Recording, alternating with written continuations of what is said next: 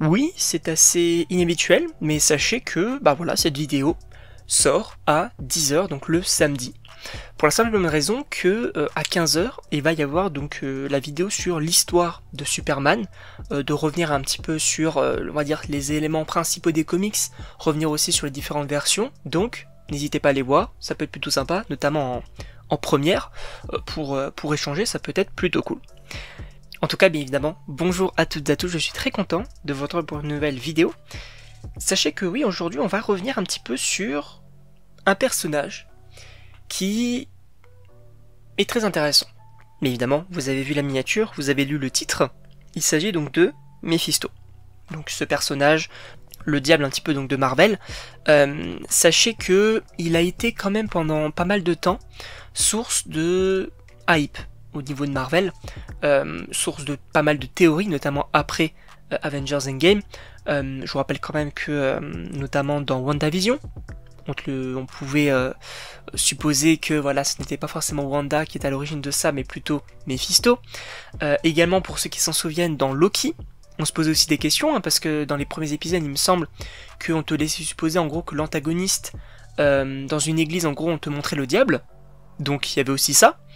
Et aussi un petit peu dans Doctor Strange 2 et dans différents programmes. On pouvait se demander si, finalement, il pouvait être l'un des grands antagonistes, en tout cas aussi du côté des Midnight Suns, donc cette équipe un peu plus mystique. Et on l'a eu, enfin, dans la série Ironheart. Alors on le savait déjà, via notamment les rumeurs, les scoopers, etc.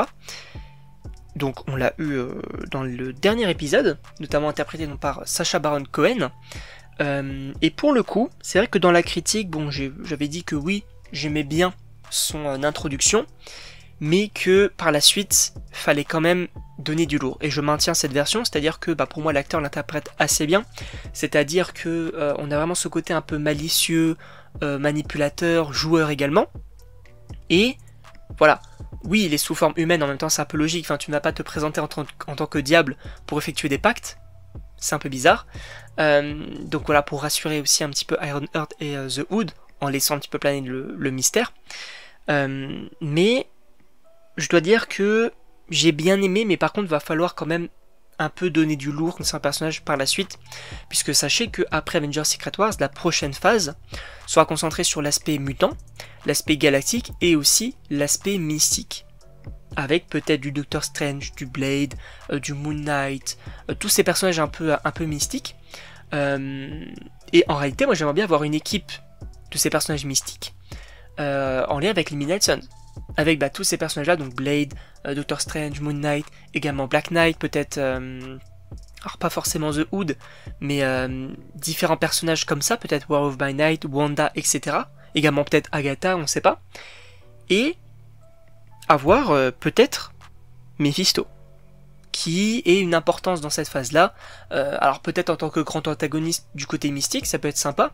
D'ailleurs, ce qui serait cool, c'est que pour ces trois comment on appelle ça, ces trois thèmes de phase, il y aurait un antagoniste, peut-être Mephisto pour l'aspect mystique, peut-être en lien avec le cosmique, les annihilateurs, donc Annihilus, et peut-être donc pour l'aspect mutant, alors peut-être du Mister Sinister ou du Magneto, etc. Donc ça peut être plutôt cool.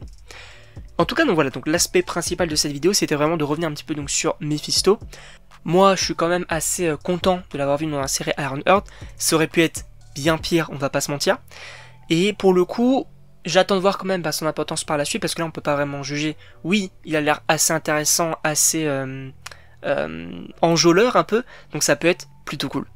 En tout cas, donc je ne sais pas ce que vous en pensez, donc bien évidemment n'hésitez pas à me le dire dans les commentaires, n'hésitez pas aussi à vous abonner. Rendez-vous donc à 15 h donc pour l'histoire de Superman, et donc on se retrouve pour une prochaine vidéo.